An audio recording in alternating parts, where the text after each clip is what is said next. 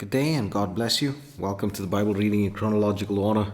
Just such a privilege once again to be leading us in the Bible reading and in the overview of the chapters that we're going to be dealing with today. And I pray that it would be a blessing to each of you. May the Lord just undertake for us even as we would seek to find Him in His Word. Today we're still busy in the book of Deuteronomy and we're going to be focusing on chapters 21, 22, and 23. So once we get into chapter 21, we see that this chapter begins in a very strange scenario, in a very strange way. And actually what is being spoken about in this chapter is how to make reparations for unsolved murders.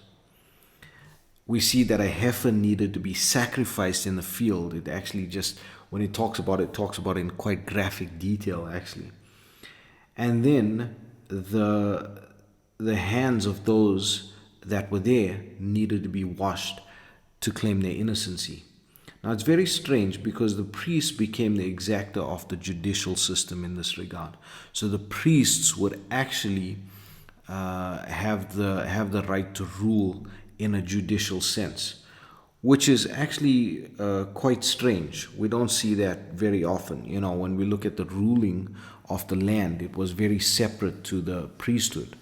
A person could never be king and priest in most circumstances, except for Melchizedek, who the Lord would fall under that priesthood as opposed to the Aaronic priesthood.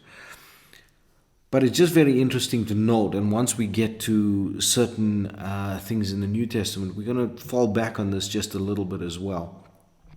We're going to see some beautiful types and pictures in there.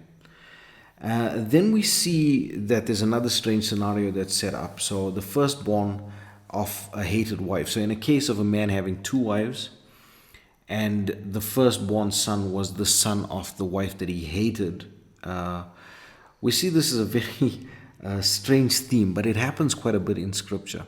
Even with Jacob, Jacob married Leah and Rachel, but he the Bible puts it in no uncertain terms that he loved Rachel, but Leah was not loved of Jacob. And this is the case. Now the Bible is giving us the law here that if the firstborn son was the son of the hated wife, that firstborn son would still receive the inheritance of the firstborn. That is a double portion of the blessing. Even though the father might have his own ideas of who he wants to bless and who he wants to give the blessing to, but he could not do that. He had to honor that, even if the firstborn son was the son of the hated wife.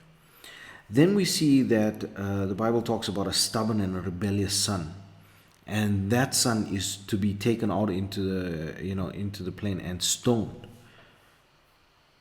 Then we see that those that are hanged on a tree need to be buried the same day, as he that is hanged is accursed of God. But what happened just now? I really want to go back to this. The rebellious and stubborn son needs to be stoned to death. I mean, if that was a case, I don't think that humanity would have carried on up till now. Once boys hit their teenage years, they always get this rebellious and this stubborn nature. But it's not talking about that. If you read very carefully, it is talking about those that are grown, those that should be of a sound mind, that are still living at home, that are getting drunk, that are behaving in a bad way. That son there needs to be taken out and stoned. Now, why such a harsh punishment? Well, if we look at it in 1 Samuel 15:23, we see the Bible says, "For rebellion is as the sin of witchcraft, and stubbornness is as iniquity and idolatry." Now, we just saw right throughout the book of Deuteronomy thus far, it's been talking about idolatry. Those that are guilty of idolatry need to be stoned. Those nations that practice idolatry, they need to be killed. And this is the thing. Stubbornness is as the sin of idolatry, and rebellion is as the sin of witchcraft. Because thou hast rejected the word of the Lord, he hath also rejected thee from being king. This is talking to Saul now. And that is why it is such a critical thing. So, as much as parents of teenage children would want to exact this punishment, it's not talking about that. It's talking about someone that is of a sound mind, someone that's mature in their, supposed to be mature in their thinking. And if that person is still acting in this way, they need to be taken out and stoned. Then we get to chapter 22, and we see in chapter 22 the people are commanded to show humanity to their brethren. You are obligated to help your community. This is very important and something that we should be practicing as Christians as well, that we are there to help our community. Then the Bible talks about confusion, which must be avoided. This is sowing diverse seeds in the field. Cross-dressing is one that is spoken about here. A woman wearing men's clothing, men wearing women's clothing.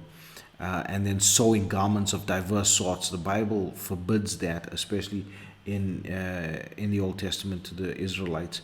We'll see that certain of that is applied again in the New Testament, but we'll get to that when we get to it.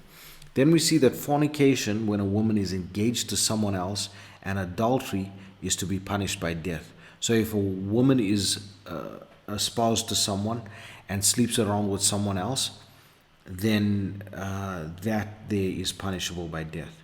And then we see that incest and sexual immorality is forbidden. Then we get to chapter 23, and I want to go through this very quickly, but really just hone into the types and the significance of this chapter. Now, it talks about someone that is hurt in the stones, or someone that is castrated. And we often think we can't understand the relevance of that. Why is it that someone that is castrated can't enter into the congregation? Because the Lord forbids people who have been involved, that have been castrated or that have been wounded in the stones, to enter into the congregation. The thing is, the one thing that we don't realize is in the pagan practices, especially in the Canaanite religions, the practice of mutilating the body and castration was very common. Now we saw there, we read it in the previous chapter where it says, do not make markings upon your body, do not cut yourself, do not do those things. It was because it was a common practice amongst the Canaanites to mutilate their bodies, to castrate the men and things like that. The Lord did not want any part of that in Israel. Now also this includes those that would be wounded. It doesn't give any qualifications that it's only pertaining to that. It's just that we must remember that this was one of the practices of the Canaanite religions, and so the Lord commanded the Israelites, if anyone is in that situation, he is not allowed into the congregation. Then we see that it talks about the Moabites and the Ammonites that are not allowed into the congregation unto the 10th generation. Now, who is that talking about? First of all, it gives the explanation there to say that they didn't help you when you were taken out of Egypt. In fact, they hired Balaam to come and curse you, so they're not allowed into the congregation. But remember also, it talks about the child born that doesn't know his father, that doesn't, that is without a father in that way. Now, when we look at the Moabites and the Ammonites, where did they come from? Both were the children of Lot's daughters and Lot. So in a way, they were,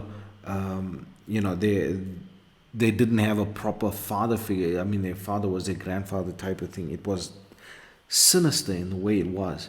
But just to know that child was not allowed into the congregation for 10 generations, and now this is exactly there. So just know, when it talks about the Moabites and Ammonites, it is talking about the children of Lot and Lot's daughters.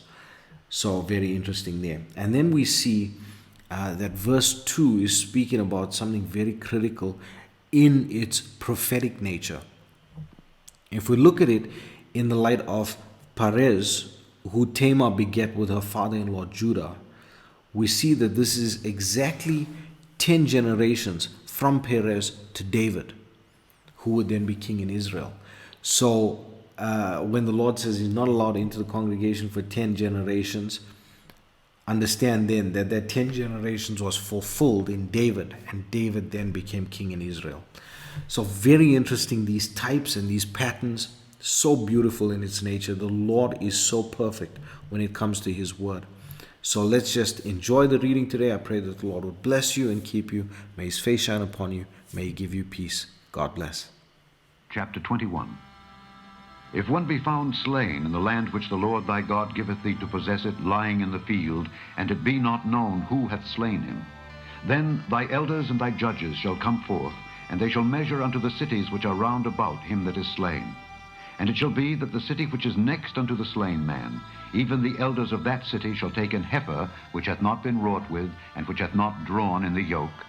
And the elders of that city shall bring down the heifer unto a rough valley which is neither eared nor sown, and shall strike off the heifer's neck there in the valley. And the priests, the sons of Levi, shall come near, for them the Lord thy God hath chosen to minister unto him, and to bless in the name of the Lord. And by their word shall every controversy and every stroke be tried. And all the elders of that city that are next unto the slain man shall wash their hands over the heifer that is beheaded in the valley. And they shall answer and say, Our hands have not shed this blood, neither have our eyes seen it. Be merciful, O Lord, unto thy people Israel, whom thou hast redeemed, and lay not innocent blood unto thy people of Israel's charge. And the blood shall be forgiven them. So shalt thou put away the guilt of innocent blood from among you, when thou shalt do that which is right in the sight of the Lord. When thou goest forth to war against thine enemies, and the Lord thy God hath delivered them into thine hands, and thou hast taken them captive, and seest among the captives a beautiful woman, and hast a desire unto her, that thou wouldest have her to thy wife, then thou shalt bring her home to thine house, and she shall shave her head, and pare her nails, and she shall put the raiment of her captivity from off her, and shall remain in thine house, and bewail her father and her mother a full month. And after that thou shalt go in unto her, and be her husband, and she shall be thy wife.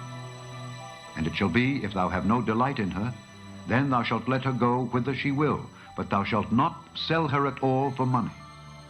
Thou shalt not make merchandise of her, because thou hast humbled her. If a man have two wives, one beloved and another hated, and they have borne him children, both the beloved and the hated, and if the firstborn son be hers that was hated, then it shall be, when he maketh his sons to inherit that which he hath, that he may not make the son of the beloved firstborn before the son of the hated, which is indeed the firstborn, but he shall acknowledge the son of the hated for the firstborn by giving him a double portion of all that he hath. For he is the beginning of his strength. The right of the firstborn is his.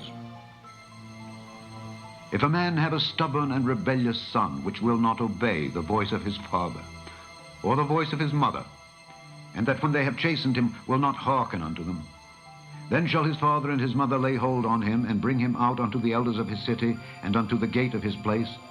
And they shall say unto the elders of his city, This our son is stubborn and rebellious. He will not obey our voice. He is a glutton and a drunkard. And all the men of his city shall stone him with stones, that he die. So shalt thou put evil away from among you, and all Israel shall hear and fear. And if a man have committed a sin worthy of death, and he be put to death, and thou hang him on a tree, his body shall not remain all night upon the tree, but thou shalt in any wise bury him that day. For he that is hanged is accursed of God, that thy land be not defiled, which the Lord thy God giveth thee for an inheritance. Chapter 22. Thou shalt not see thy brother's ox or his sheep go astray, and hide thyself from them. Thou shalt in any case bring them again unto thy brother.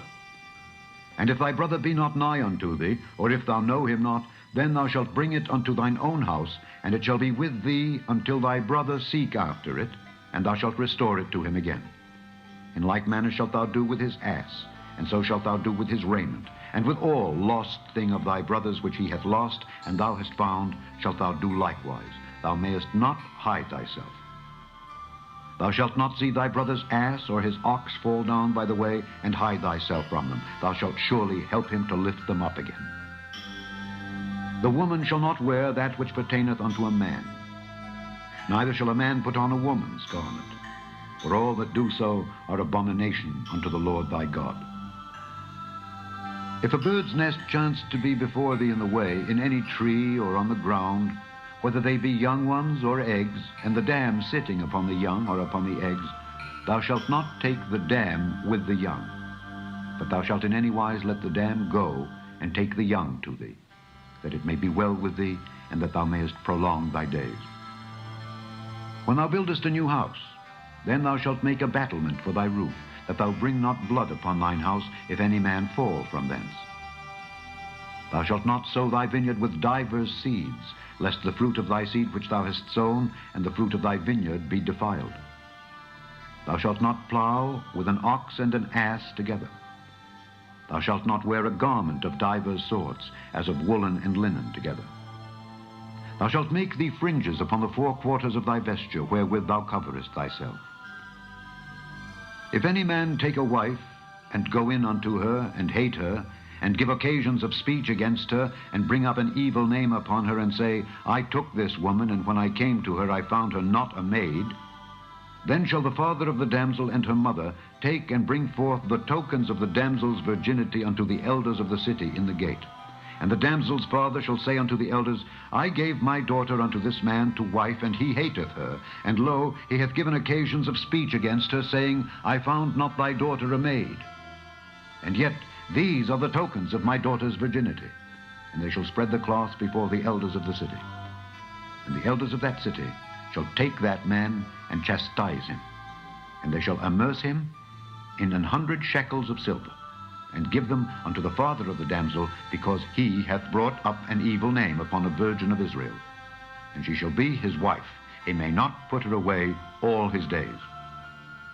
But if this thing be true, and the tokens of virginity be not found for the damsel, then they shall bring out the damsel to the door of her father's house, and the men of her city shall stone her with stones that she die, because she hath wrought folly in Israel to play the whore in her father's house.